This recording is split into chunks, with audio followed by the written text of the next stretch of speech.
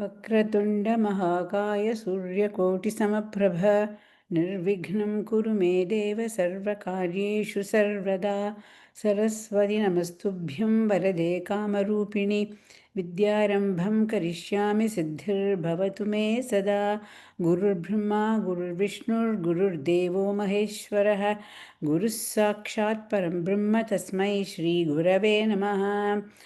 ॐ सहनाववतु सहनौ भुनक्तु सह वीर्यङ्करवावहै तेजस्विनावधीतमस्तु मा विद्विषावहै। ॐ शान्तिः शान्तिः शान्तिः। हरिः ॐ श्रीगुरुभ्यो नमः। हरिः ॐ।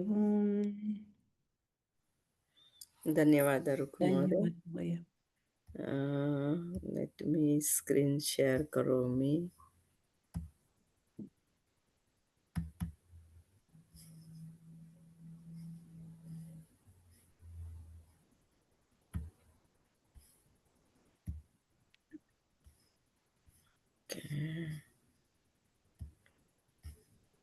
इदानीं दृश्यते वा?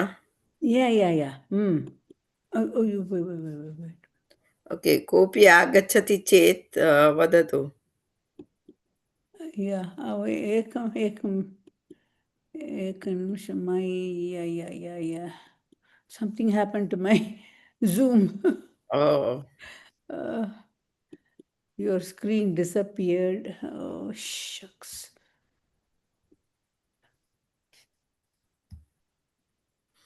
Oh, there it is. Okay.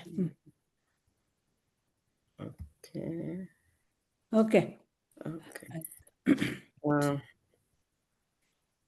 भवती वदतु सुरस्य भावः।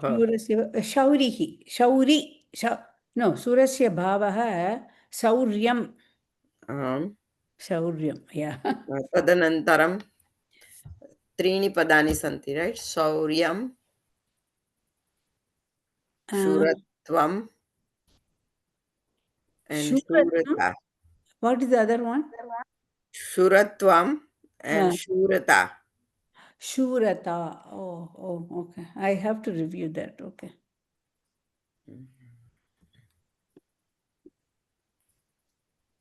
Shurata. मम सङ्गणकं सम्यक् नास्ति, अत्र शौर्यं मकार आगच्छति, but it's not. Halantasya. I'm having the same problem with that Google slide. Okay, गुणः अस्य अस्ति इति। प्रशांत महोदय, राजश्री महोदय। ओके, सो भवती राजश्री महोदय करोतु। किं करणीयं? गुणः अस्य अस्ति इति। गुणी गुणिन् प्रातिपदिकम्। ओके, पुल्लिङ्गे गुणी। पुल्लिङ्गे गुणी, स्त्रीलिङ्गे गुणी। Is it Gunini? गुणिनी। Gunini, there's an E pratyaya. Strilinga pratyaya. Oh, guni, gunini and guni, I think hrasva.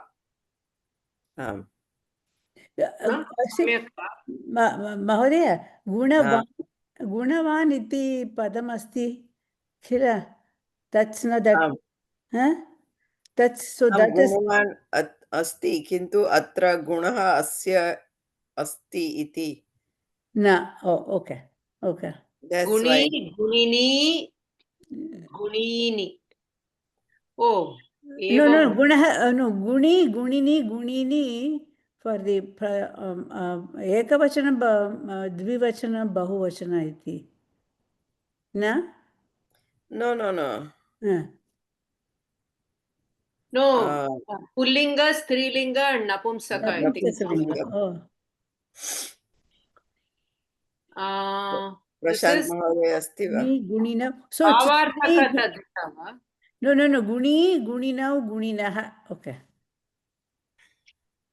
प्रथमा एकवचन द्विवचन बहुवचने गुणि गुणिनौ गुणिनः नकारान्तपुल्लिङ्ग आम् ओके सो प्रशान्त महोदय अस्ति वा But what are we doing? Mix exercise. Mix Everything of is mixed. mix of what? Like Means samasa, tadita, sannata, nijanta, chanda, everything. okay. Balakeshu Krishna. No, you have to take this tapaja, jagau, Sorry. gaha. Tabaja Jagau Gaha. That I don't know. Like what? I don't even know the words. Okay, agrimam karotu. Balakeshu Krishna. So for chatur, Krishna. Chatur kya? means you have to use the chatur, which Chaturthi you mean? which thing you can use? Balakeshu Krishna. Balakeshu Saptami Bahuvachan na. So Krishna is it Karm Dhareya No, Visheshan? it's not a samas. It's not a samas. Atra chatur iti diyate. So we have to tarap or tamap pratyaya. That I haven't revised. Sorry. Okay. Tarap or tamap pratyaya. Tarap asti chet chaturtaraha. Tamap asti chet chaturtamaha. कीदृशं पदम् आगच्छति बालकेषु कृष्ण तत्र तमप्रत्यय will come, right? Chaturatamaha. He is the best. Yeah, because it's a saptami vibhakti. Yeah. So tarapratyaya Shashti Vibhakti. Among many, one. So, no, that is Shashti. Tarapratyaya Shashti Vibhaktau Yate Kila. Okay. And So, tatra Balakanam Chaturataraha. So, Balakeshu Chaturatamaha. Okay. No, kimartam shashti? Why shashti for taraha? No, for taraha, there is a comparison between two. But why shashti? At that time, sasti will come. No, comparison between two is panchami always, not shashti.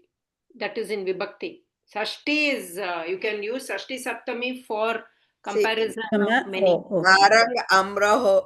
Naranga amra yoho amra phalam madhur taraha. Right? Yeah, but Naranga amra yoho. no, but is the tayoho is the same for samana for panchami and panchami cha shashti vibhakti. No. Naranga Dvivachana rupam. And saptami. No, dvivachana rupam is samanam for panchami and But saptami. Sasti and Saptami, not Shashti and Panchami. Yeah. Oh, Sasti Shashti and Saptami. Okay. So what are you saying? Naranga amrayoho. Amra falayoho amram madhurtaram. Oh, is it? Yeah. I always thought that comparison between two is panchami. No, Sasti. Usually it is panchami. I don't know. Here it might be shashti. Okay. कोऽपि आगच्छति चेत् वदतु रुकु महोदय भवती तृतीयं कर्तुं शक्यते वा प्रश्नः चतुर्थः प्रश्नः I mean this thing so for taraha it should be dvivachana eva, not bahuvachana. Okay, yeah, because then I was wrong. Balakanam is wrong. So, okay. Yeah, but whether panchami or shashti. Panchami or shashti, I'm not janami. I really have to. Shashti. Shashti. Okay. Okay, so Tabhaja Jagaugah. I have no idea. I also have no No. idea what. Rajashri Mahoday Bhavati. एतत् किं करणीयं तबजा Jagau Goh. Kaha asti. This one is This sounds Kidrisham like a Chandaha. Chandas thing. Yeah, Kidrisham Chandaha. Chandas. Oh, okay, Chandas. Oh, O yeah. So that's what तब I'm saying. तगणा तगणा and then Okay. तबजा Jagana. तबजा Oh, okay. is what I don't know. No, no. Tamil. So Yeah, the Bhaja. Tagana, Bhagana, Jagana, and then two Jaganas, and then two gurus. And so what Gana, what Chandas is it? That is the What question. kind of Chanda? What kind of O Chanda? अस्तु Indra तगणा Vajra. भगणा Yeah. Oh God, I don't remember. Indra Vajra. Huh? O Upendra इन्द्रवज्रः Vajra. Indra Vajra. Or another Chand. Indra Vajra. Jagaugaha. I don't have to look it up. Kopi Janati va? न महोदय It's a Vasanta Tilaka. O Vaja. Ram Narayan Mahoday Diyate, right? Kechana Sloka. Oh my God. येरा एवं यदि परीक्षायां दीयते तो अहं No, but Tadasham Agachati. So we have to memorize. That's why he told us. Yeah. Oh God. Has the Okay. class from Sunday been uploaded already? I no, don't I think so. think no, and Harsha, I think even the previous class is not uploaded. Rohini Mahodaya mentioned, I think Banu Mahodaya said it's there, but it's not. The only one class is there. Okay. They have not uploaded even the second class of Chandas. Oh, so we have to remind them. Even the second one is not there. Okay, Dhavayati Kidrasham Padam. Dhavayati, it's a Nijantam. Nijantam. So in the exam, this kind of thing they ask. Okay. How did you do that Halanta, Mahodaya? Huh? How did you do that Halanta sign, Nijantam? What I did on a Google input tool, and then I copy paste. That's why some words are bigger, some are small. No. How did you do that in Google? I'm trying to do that. I'm trying to make the slide, everything You is have to Google input tools. input tool. Oh, okay. Oh, yeah, okay. Okay. Now, Ashwasya Tulya. Yeah. Tulyaha? Tulyaha. Tulyaha. कस्य अवसरः Bhavata. No, Prashant Bhavatyaha. Mahodaya. Oh, okay. Prashant I think. Bhavatyaha. Prashant. No, Prashant Bhavatyaha. Mahodaya. Okay, Prashant Mahodaya. अश्वस्य तुल्यः अश्व की तरह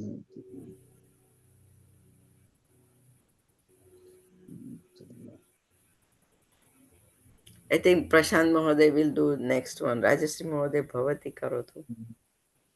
अश्वतुल्यः वा Um, षष्ठी तत्पुरुष it's not a samasaha. Oh, then what is it? Yeah, Aswasya Tulya means if this Equal. is maybe a Vigraha Vakya, right? So Oh, you have to make अच्छा a तद्धिता Samasapad. अच्छा तद्धिता अश्वस्य न महोदय न स्मरामि अश्वस्य तुल्यः कस्य अश्वार्थं You are closer. अश्वार्थं न नो न स्मरामि Ashwavat. Ashwavat. Oh. Oh. Taddida. Is Yeah. it is a tadita, na? अश्वतुल्यः This may इत्यपि be वक्तुं halanta. शक्नुमः षष्ठी तत्पुरुषः परन्तु अश्ववत् is what is expected तत्र Ashwavat. Oh, अश्ववत् like ashwa. That's supposed to be halanta, okay? Yeah, But I cannot be able to type, that's why. okay, yeah. गङ्गायाः अपत्यं पुमान् गाङ्गे Prashant oh, Mohan. I'm sorry. I think I will just listen because the This second is, you class of know, Gangayaha Patyam Puman. You know.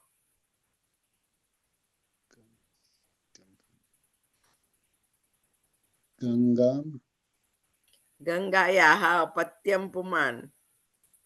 It's easy. Gangaya. No.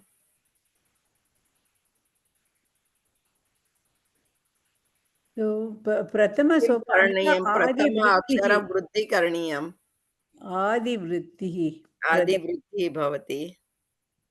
And then Pratyaya you need to add at the end.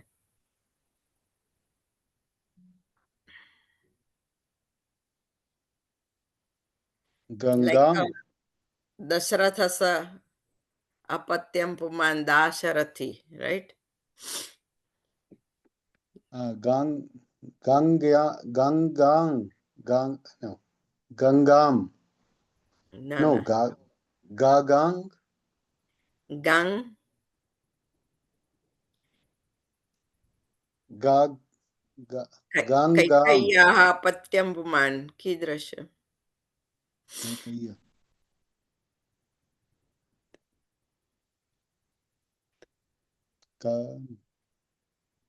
Don't remember. Okay. Kim karoti? No. मम अवसरः गाङ्गेयः Am. गाङ्गेयः Gangeyaha. गाङ्गेयः किन्तु अहं न जानामि कुत्र इकारः अन्त्ये भवति कुत्र अयम् इति अय इति प्रत्यय योजनीयम् इति अहं न Tatra, we have to look at the slides by Bhanu Mahodaya. okay. Then only we can know. Okay. Yeah, okay. I mean, I know the word, like, Bhishma's Anyatara Nama is Gangeya. Gangeya. So is for Subramanya, Gangeya iti Aparanama. So it is for Bhishma and this thing. Gangeyam iti chet gold, kanchanam itapi artha asti. Gange ityukte gold. Gold also. See, Swati Tirunal Krite, in Okay, so class 45, you can look at over there. okay. Everything is there. Slides. And Class Gangeya means also Kartikeya, is it? Yes, yeah. Because he was, one of the Charavana Poiga is considered to be Ganga. So he's also called Gangeya. In Swati Tirunal's Kriti, Gangeya Vasanadhara iti Vishnoho Rupavarnaniyam asti. Oh, acha. Okay, Rajashri Mahoday Bhavati Karotu Gnatum Icha. Gnatum Jignasa.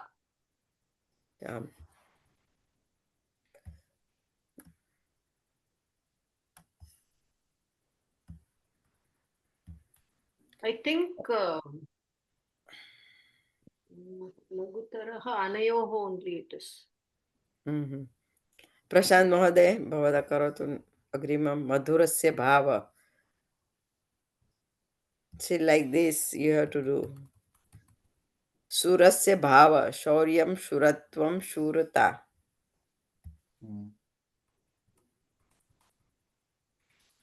Madhurasya Bhavam. Madhuryam.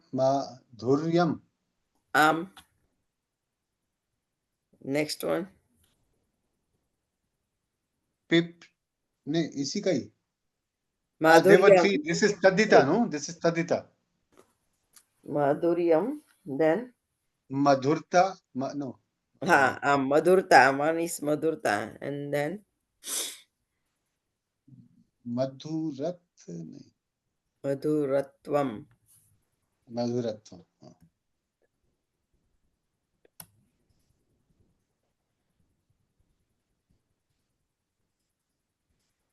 Okay.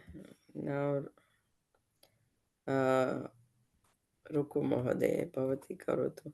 Pipatisha, pati. कीदृशं पदम्? कीदृशम्, it's a तद्दिदान्तं.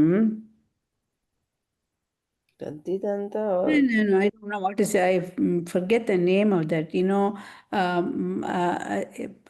Patitum icha yasyaha sa pipatisha. That. Sannanta. Huh? Sannanta. Oh, Sannanta. Sanadi. Sannanta, Sanadi yeah. pratyaya. I forgot the name. Sannanta, yeah. So it is actually, there will be patitum icha yasyaha sa. Ityeva? Patitum icha. Only patitum icha. Oh, it is the icha itself is pipatisha. Okay, correct. And then, so, patitum icha yasya saha kaha pada. What is that? See, there are three. Pipatishuhu, I think. Pipatishuhu, okay. And then the strilinga? Pipatishuhu. Huh? No, pipatishuhu, pipatishu. Oh, okay. So, Pipatishuhu ichu. visargaha nasti. Okay. Parantu, Pipatishuhu is patitum ichu. Ichuhu, yeah. Right. But there is no yasya saha tatra. No. Yeah. Ichuhu And itself. third one is what? Third one you told? Na, patitum icha, pipatishuhu, the forms are pipatishuhu pullinga, pipatishuhu strilinga, and pipatishu is napumsaka, if I am correct. Oh, I'll just check 1 minute, I'll tell you. okay. Sannanta forms. God, I have to review that. I don't think I'm ready to take this exam. Ahamapi tradasam. I have to read all that Subandh, whatever, so many things to read. There are, I haven't even opened the book yet. But Kranta. Granthakara, Parichay, Grantha, so many things are there. I know. 1 minute, just I'll tell you. It is a pratyaya, no? What pratyaya is it? Sanadi. Sanadi, tatra a pratyaya is that stri pratyaya, and I think is for this. I think it Okay, is. P patishati is a patitum ichati. Then see, P mumukshuhu, it is same, patitum correct. ichati. It is P mumukshuhu. patisha is patitum icha, and P patishuhu patitum ichuhu. So it's, I think, no, there is nothing like a pullinga, strilinga, but just this is the things. No, Harsha Mahodaya, for the bhava, there is no pullinga, there is only strilinga padam, okay? That is, Okay. pipatisha is a bhava, so there we don't have. But for pipatishuhu, which shows the person, tatra trishu lingeshu asti, tatra, I think it is pipatishuhu, pipatishuhu, pipatishu. Oh. If I am right, I'm not sure about that. What is the pratyaya there? I don't know. It's a san pratyaya. No. Within san pratyaya, pipasa is called the a pratyaya.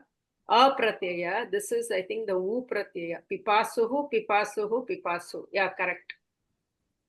Yatra pipatishuhu iti bhavati, tatra Trishu, it is a person, no? So it is in three lingas. So strilinge kim bhavati then? Pipati, Same. she. No, pipatishuhu, pipatishuhu, pipatishu. Okay. That is कथं जानीमः स्त्रीलिङ्गे वा पुल्लिङ्गे वा इति? I think context. Aham na janami. This is what सा पिपटिषुः इत्युक्ते स्त्रीलिङ्गे. something like that. Okay. It's very difficult. Okay. Pipatishuhu, pipatishuhu. It is, I think, u pratyaya. Pipatishuhu, pipatishuhu, pipatishu. Yeah, that is. Kasya avsarah? No. Rajashri Modi. Oh, Okay. oh my God. Tau jago. Oh no, Tau Jagaugaha is the Vajra, what, Indra Vajra. Indra Pustakam. Indra Vajra. Vadami Mahodaya. Indra Vajra. Hmm? Indra Vajra, yeah. Indra Vajra. Prashant Mahoday. What is the other Vajra? Upendra Vajra. Huh? Upendra Vajra. That is Ta Jagau. Indra Vajra is Tau Jagau Gaha. Oh, Tau Jagau Gaha. And Upendra Vajra, it's Tajata no, Jas Tatau Go. Jata Jas Tatau Go. Jataja. Oh, I thought it was Tajata. Jataja. we have to remember this, otherwise we don't know. Yeah. We cannot answer this question. You have to know the sutras for Sandaya. Prashant Mahoday. Lakshmanena saha. Lakshmanena Salakshmana. Kidrasham padam. Okay.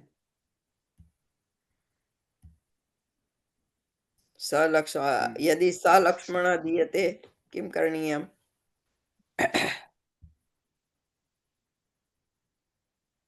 प्रशांत महोदय,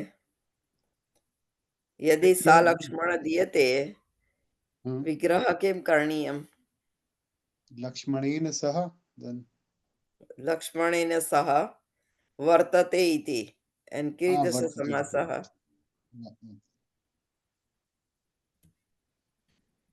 कीदृशः समासः?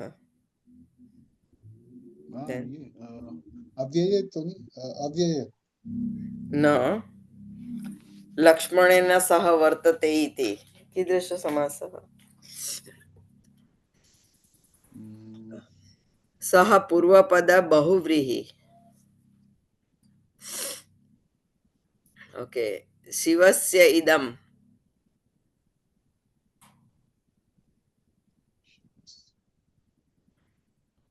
कस्य हाउ सर? I think रुकु महोदय. रुकु. शिवस्य इदं.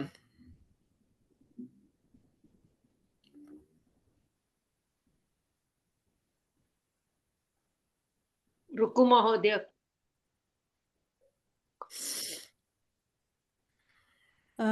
शिवस्य इदं न स्मरामि महोदय.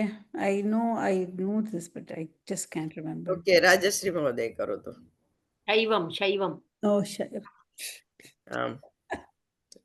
रुकु महोदय, भवती अग्रिमं करोतु. इन्द्रस्य अयम् ऐन्द्रम्. आम्. Not ऐन्द्रम्. अयम् ऐन्द्रः. आम्. ओके, प्रशांत महोदय. तुम इच्छा.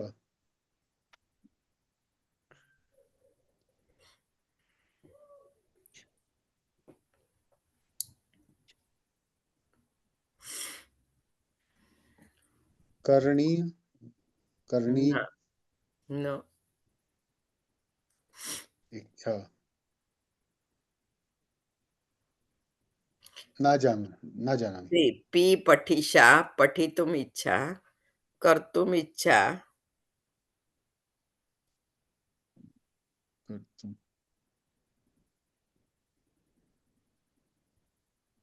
कर्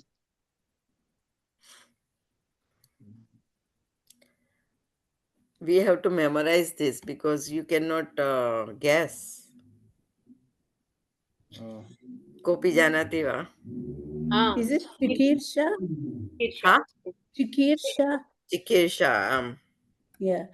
See, so प्रथम ककारस्य स्थाने चकारः आदेशः. That's a, प्रथमसोपानः द्वित्वं भवति. ततः प्रथमककारस्य स्थाने चकारः आदेशः. चिकीर्षा. ओके, अग्रिमं रुकु महोदय, भवत्याः राजश्री महोदय? राजश्री महोदय. ओके. भोक्तुम् इच्छा, हा. बुभुक्षा वा? आम्. बुभुक्षा. बुभुक्षा. भोक्तुम् इत्युक्ते किं? बुभुक्षा इत्युक्ते भोजन इच्छा, बुभुक्षा. भोजनम्. आम्. Hunger, actually. Bubuksha is actually hunger. Not just icha, but hunger. Like pipasa is thirst. Bubuksha is hunger. It's not just icha, but actually need. Okay. कारयति. Karayati. That's a प्रशान्त महोदय. nijanta. Mama avasarah? Okay. Yeah. Karayati is a nijanta krudataho nijantam. Yeah. Okay. अत्र छन्दसा आगच्छति आदिलघुः. कः गणे आदिलघुः आगच्छति? आदिलघु. Laghu will be in which gana, Baba? गण. Yeah. आम्. No. Yagana va. आम्. आदिलघु यगण. Kitchen, bedroom. प्रशान्त महोदय. Bedroom. रघो अपत्यं पुमान्.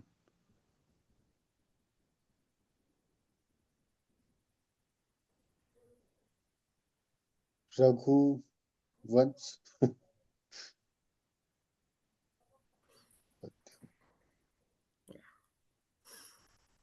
कः रघोः अपत्यं पुमान्?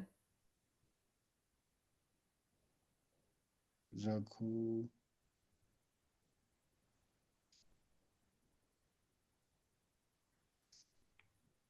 कस्य नाम? रघु. रघु न. नो. अपत्यं पुमान् कस्य विषये अस्ति?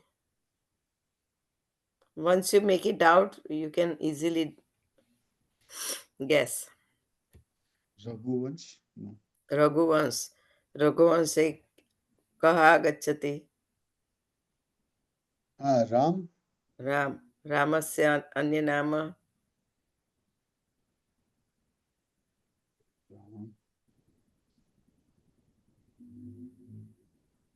Depending on dynasty.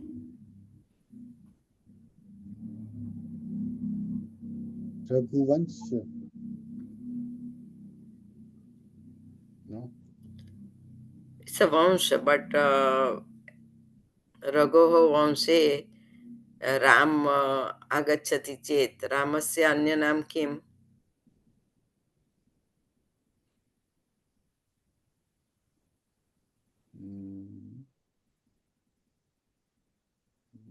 I don't know other names. कोऽपि जानाति वा? Raghavah. आम्. See, Mahodaya, Dasharatihi, you did Pratama Vargam is Vriddhihi Bhavati. So Akaraha Bhavati. So Raghu Ragha. But And ukara अस्ति चेत् वकार आगच्छति. when does Vakara come? Raghu, right? Yeah. Raghu. तो अन्तिम पदे उकार अस्ति चेत् तत्र व आगच्छति. Okay. that we have to remember little bit like Yeah, that. I just know that. I don't know the rules. See, that means akaraha asti se dasharatihi, akaraha asti se ikaraha bhavati Okay. va? Sometimes, but not always. Not all. Oh, okay. Not always, but just if we make like this kind of things, it will be easy for us. Yeah, I know. Okay, Prashant Mohoday, bhavata karoti va dapayati. I don't even know the meaning and the word. Nich, that ya comes na Mahodaya, just say Nijantam. Nijantam, right. Just That's write why I say it's a easy one. So let him do. easy. When anywhere Yakaram comes na, write Nijantam. Ha. No, I know that this is Actually, like the pratyaya is aya. Karti Karayati. This is like Yeah. Yeah, so like the Karyati Dapayati. one. That I remember, but I don't remember much. No, similar, no, Karayati, Dapayati, all similar forms. So you write Nijantam then, Okay. Okay. like that. And Raghu, as she said, Ra becomes Ra. Apatyam Puman means the first one will become A. Ra will become Ra. And then you retain Gha, Ragha, and as she said, Va, Raghava. If you put that formula, you will get something. Okay. Rajashri Mohoday bhavati karoti va paschime jatah. Ime Jataha, Purve Jataha means Purvajaha. Paschime Jataha means Paschimajah va. Etat taditam va, tadita va. Tadita. पश्चिमे जातः पूर्वजः इति अस्ति पश्चिमे जातः इत्युक्ते पश्चिमजः वा No. किम् अहं न जानामि Paschatya. Something Huh? like Paschatya. O Paschatyaha. Oh. पाश्चात्यः Oh, so this Yeah, because we tadapi adivarnasya vriddihi. Okay. It's all, this is almost like the apatyam puman kind of a thing. see पाश्चात् Jataha. what we learn is like a the Paschimasyam Dishi Bhavah. Yeah. We learn like that. Yeah, see, paschatyaha.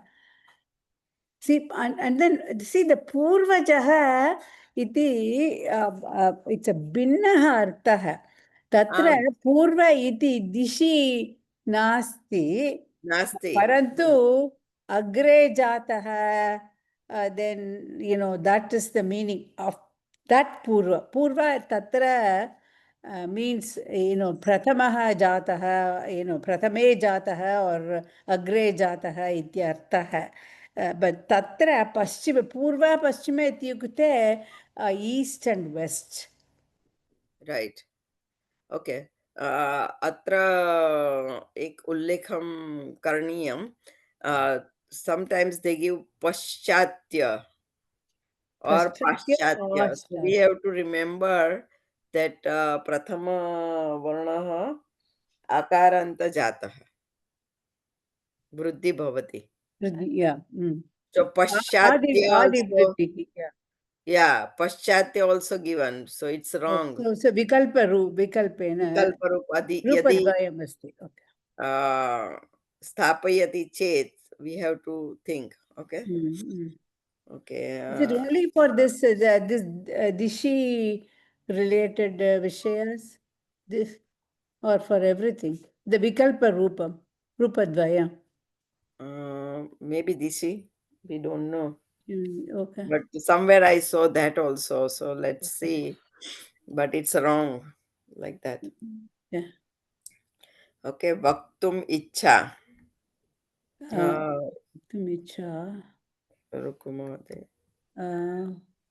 किं धातु Bru धातुः उपयुज्यते तत्र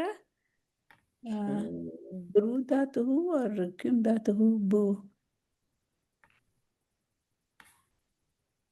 और बच धातुः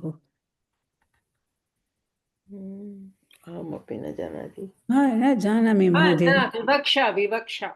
विवक्षा. So vach dhatuh. Okay. Ah, Vach dhatuh. Vivaksha. Okay. Mahodaya, I just checked in 46, 47, 48 slide deck. Tatra Banu Mahodaya, Paschatyah Tatra Paschimasyam Dishi Bhavaha iti asti. yeah, that's He what I told you. said that. Yeah. That we learn that Paschimasyam Dishi Bhavaha. We learn like that. But over But here, here, Paschime Jataha iti diyate, In the Prashna exam paper. and they gave a two option, Paschatya or Paschatya. Okay. Okay. So it's like a multiple choice. multiple choice. Yeah, multiple choice. So, But sometimes they give multiple choice, sometimes they don't give. That's why I prepare like this, so we okay. can come to know. And this Vivaksha also, they Viviksha also given the one word. So we have to be careful with that. It's a Vivaksha, not Viviksha. Vivaksha. Okay. Okay, Prashant Mahoday, bhavatu karotu. शुक्लीकृत्य शुक्लं karoti iti, this one is it? So this is a lyap pratyaya, right? So when do we do the vigraha vakya, kidrasham padam use? Ashuklam, shuklam. Shuklam karoti iti, was it? No. Another pratyaya. This is lyap pratyaya. What is another pratyaya? Tumun pratyaya then?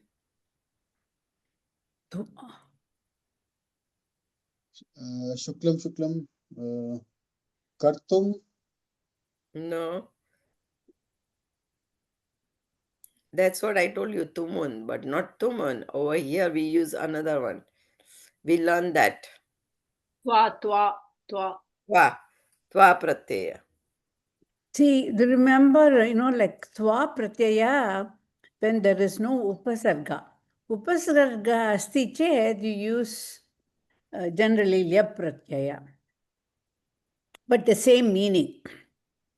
See, Twa and Lyap Pratyaya are the same meaning. They have the same meaning. Having done that, that's the meaning. So But ashuklam, shuklam, krutva.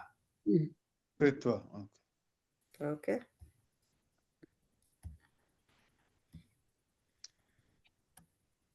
It's a gati samasa. I've forgotten samasas now. Learn something new, you forget the old one. Yeah, sir. Na dharma. Nya. Na dharma. Kidrasa Na samasa. samasa, no? Nya samasa. Yeah, samasa. Narasingh. This one I remember. Narasingha Iv. वो क्या नाम था? उपमान पूर्व पद. पूर्व पद और उत्तर पद. उत्तर पद. हाँ. कर्मधार है ना.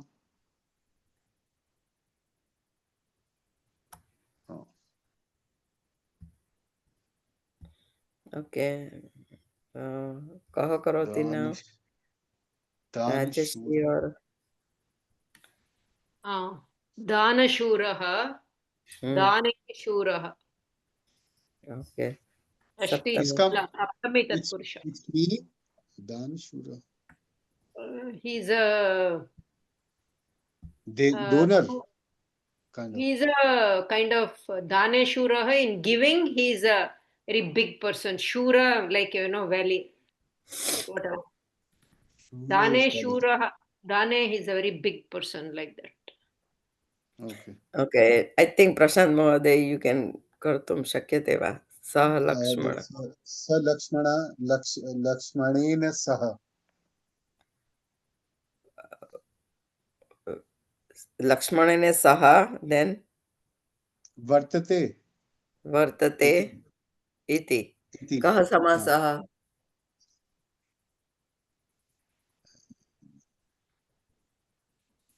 सह सह राम पूर्वपद बहुव्री सर्प भयम भयम किसका ओके रुको महोदय सर्पभयं सर्पात् भयं सर्पात् भीतिः सर्पात् भयं पञ्चमी तत्पुरुष आम् ओके राजश्री महोदय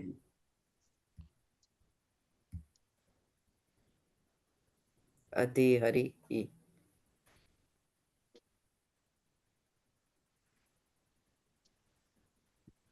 अस्य अवसरः भवत्याः अधिहरिः हरौ ऐ थिङ्क् हरो इति हरौ इति कीदृश अव्ययीभावम् आम्। राम लक्ष्मणौ रामः च लक्ष्मणः च इतरेतर द्वन्द्व द्वन्द्व समास आम् रुको महोदय देवालयः देवानाम् आलयः षष्ठी तत्पुरुष आम् और देवस्य आलयः either way ओके पुरुषः राजश्री महोदय समासः कुपुरुषः कुत्सितः पुरुषः कुपुरुषः कुसमासः ओके शांत महोदय पंचपात्रम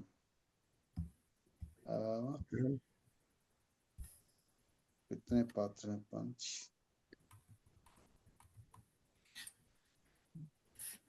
संख्या वाला तो हाँ पंचपात्रम पंचपात्रम हाँ संख्या बता दूं संख्या I don't remember the full संख्या name. अस्ति चेत् कीदृश समासः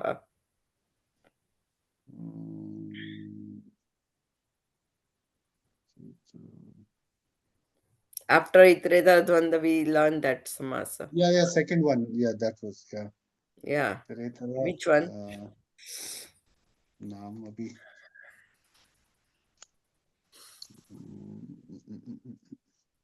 नाम अभी ध्यान नहीं आ रहा I don't remember. ओके विग्रहवाक्यं किं करोतु पंच पात्रम नो आम् षष्ठी विभक्ति यूज करणीयम् और पंचानां पात्र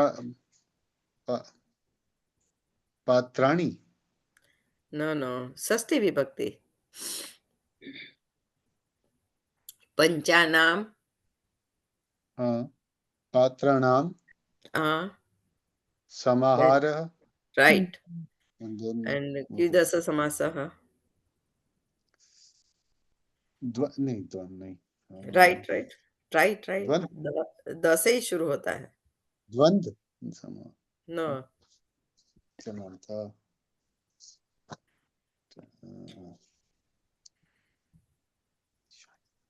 नहीं आ रहा ध्यान द्विगु हाँ द्विगु समाहारः द्विगु समाहार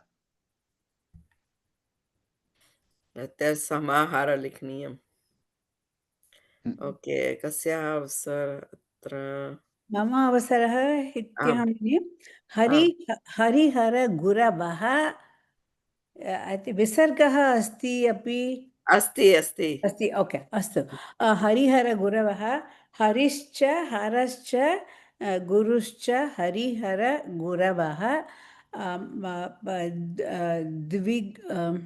द्वन्द्वसमासः इतरेतर द्वन्द्वसमासः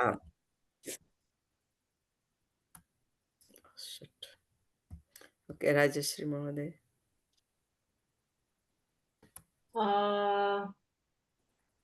अविद्यः न विद्यते विद्या यस्मिन्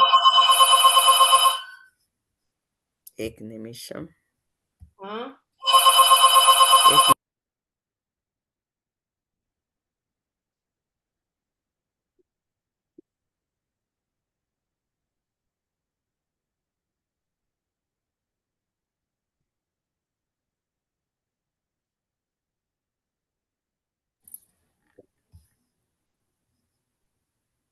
सम्यक् वा न आम् विद्यते विद्या यस्मिन् सः नैबहुव्रीहि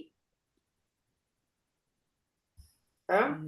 नहीं बहुव्रीहि या नहीं बहुव्रीहि किंतु न विद्यते यस्य सः We can use yasmin also. Both we Yeah. can use.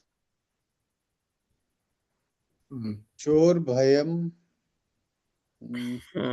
चोरात भयम पंचमी तत्पुरुष आम् अधनः न धन न्य तत्पुरुष नो समास Okay. ओके रुको महोदय भवति Okay. न विद्यते धनं यस्य सः अधनः, so it's नै बहुव्रीहि.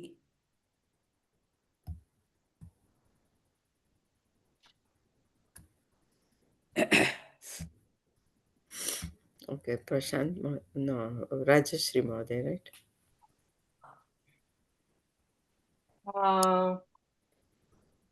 ग्रामं गतः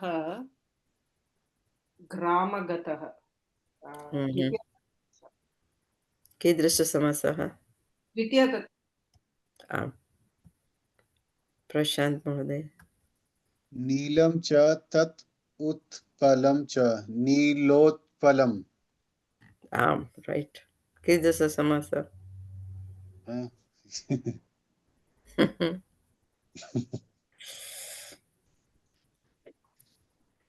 नील उत्पलम उत्पलम व्हाट इज उत्पलम नीलोत्पलम उत्पलम् इत्युक्ते it's कमलम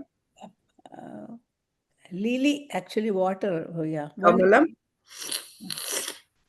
कमलम ओके देन पूर्वपद कर्मधारय समास विशेषण पूर्वपद okay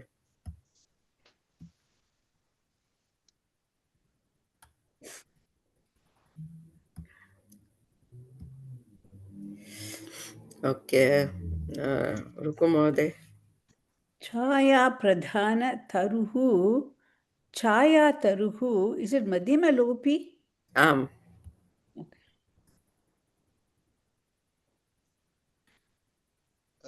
this taru means is it branch or what does it mean वृक्ष वृक्ष vriksha okay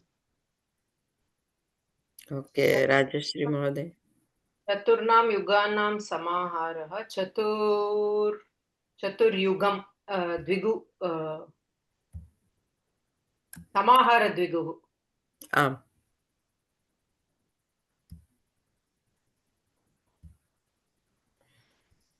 ओके प्रशांत महोदय विद्यामानयः विद्ययामान्यः विद्यया मान्यः this one I don't know okay then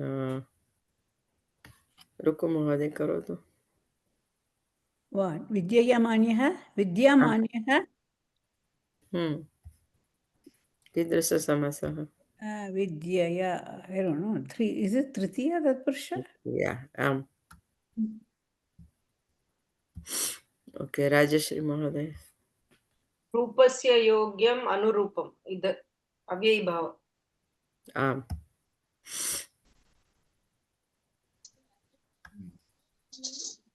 okay प्रशांत महोदय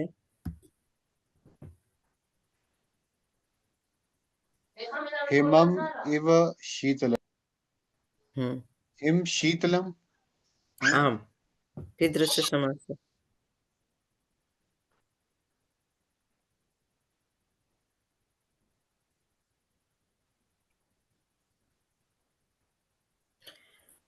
समासानां किम्?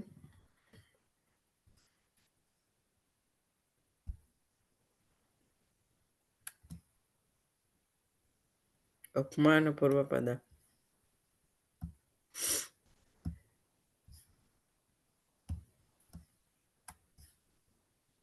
Hello. हाँ. Good, good. Namaste. Okay. Say hello to Huh? Prashant ji. Hello to Prashant ji's son. Oh. Shiva. His name is Shiva. Shiv. Oh. तस्य नाम प्रशांत चीतो and la Spaniel. क्या दिच्छो? What are you saying? He's saying. I said little Prashant. Oh. Prashant Chito. बोलते नमस्ते. Namaste. Namaste. Namaste. Namaste. Okay. Navanam Ratrinam Samaharah Navaratram. Okay. कीदृशसमासः? Navanam Ratrinam. The Dvigu. Samahara Dvigu. आम्. वृक्षस्य समीपे उपवृक्षः. No? आम्. कीदृशसमासः?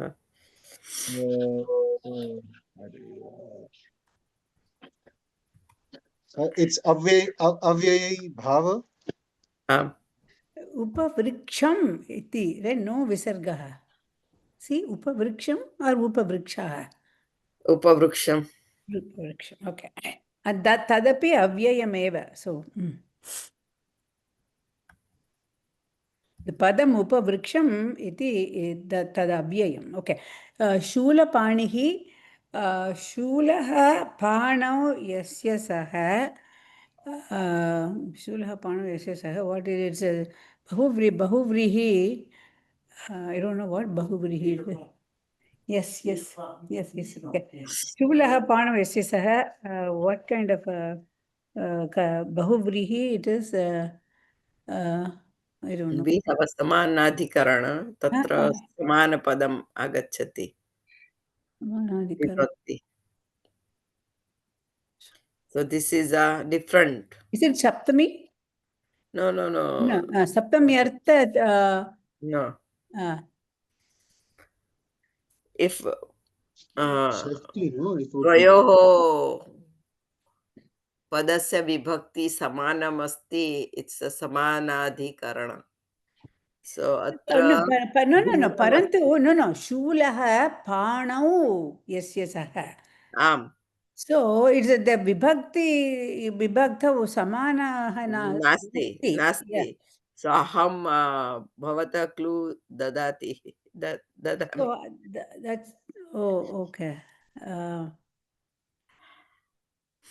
Saptamyartha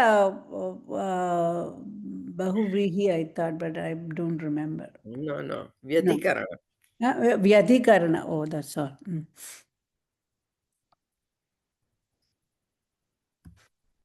Oh, Mahodaya, I have an appointment at 8:30. I have to go. Okay. So Okay. next Tuesday, Milamaha. So Thursday. समापयामः.